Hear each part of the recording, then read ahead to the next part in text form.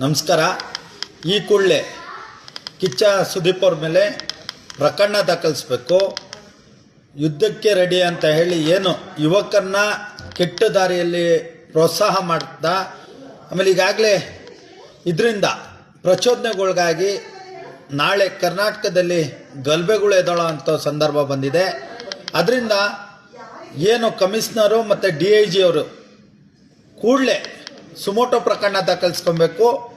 ಇಲ್ಲ ಅಂದರೆ ನಾವು ಗುರುವಾರ ಸರ್ವ ಸಂಘಟನೆಗಳ ಒಕ್ಕೂಟ ಕರ್ನಾಟಕ ಒಂದೇ ಮಾತ್ರ ವೇದಿಕೆಯ ಎಲ್ಲ ರಾಜ್ಯ ಪದಾಧಿಕಾರಿಗಳು ಮತ್ತು ಸಂಘಟನೆಗಳನ್ನ ಬೆಂಬಲ ತಗೊಂಡು ಈಗಾಗಲೇ ಚಿಂತನೆ ಮಾಡ್ತಾ ಇದ್ದೇವೆ.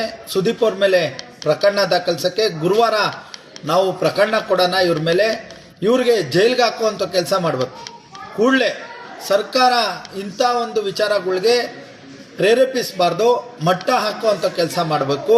ಸುದೀಪ್ ಅವ್ರು ಮಾಡಿರೋಂಥ ಭಾಷಣದಿಂದ ಈಗಾಗಲೇ ಯುವಕರು ಪ್ರಚೋದನೆಗೊಳಗಾಗಿ ಹೊಡೆದಾಟ ಮಾಡಿಕೊಂಡು ನಾಳೆ ಜೈಲ್ಗಳಿಗೆ ಹೋದರೆ ಯಾರು ಸುದೀಪ್ ಅವ್ರು ಆಗ್ತಾರ ಜವಾಬ್ದಾರಿಗಳು?